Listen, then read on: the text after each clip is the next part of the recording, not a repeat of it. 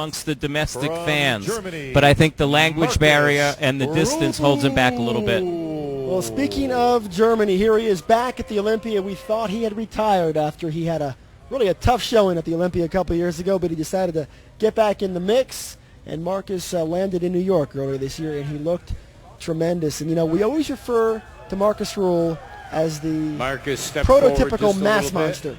But he's put together pretty good for a mass monster, and you could almost call him a symmetrical mass monster because he's rewarded often for just his overall shape, his overall structure. He's not a mass monster in the negative sense of the word.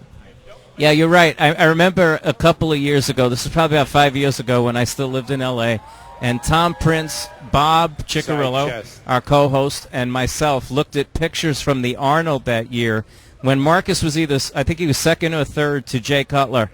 And you looked at those pictures and you're like, you know what? You could make a pretty strong argument for Marcus Rühl winning this contest. The other thing about Marcus, and you hear it when he came out, he is such a fan favorite. He does speak English. Ultimate Nutrition's done a really good job of getting him out there and marketing him. And the fans just love him, and it seems like he loves being here like he talked about at the press conference, and that's why he's back. And it'll be interesting to see how he compares and what the judges do when trying to sort out that 8, 9, 10. How does he compare when he stands next to Ronnie Rockel or when he stands next to Troy Alves? Because they are completely different physiques. Side tricep.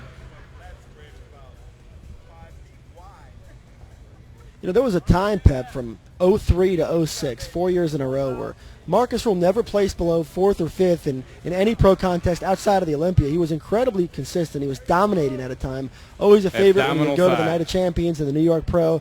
One of the real, you mentioned, real fan favorites. And when he walked on this stage, when he walked out onto the press conference stage yesterday, there are few bodybuilders that get the kind of response that Marcus Rühl gets. Especially for a guy who's not an Olympia title holder. I mean, if there was a way to measure an athlete's popularity versus their placings, Marcus would be the Mr. Olympia of popularity. Thank you, Marcus Rühl.